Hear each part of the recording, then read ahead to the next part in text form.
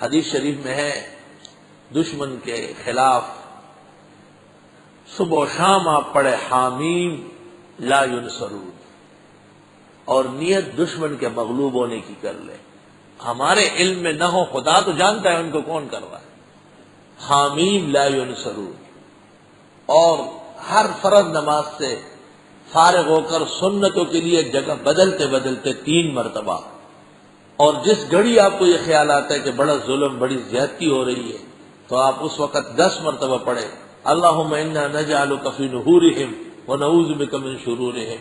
آپ کے تفسیر مکمل ہونے سے پہلے پہلے اللہ تعالیٰ دہشت گردوں کو روسیہ کر دے. صرف اتنے لوگ جو درس میں یہ پابندی کر لے. دیکھیں ذرا یہ غزوہ یہ میدان، میں نے دیکھا اس کے برکات فوری ہوتی، چٹ پٹ پکڑائی ہو جاتی.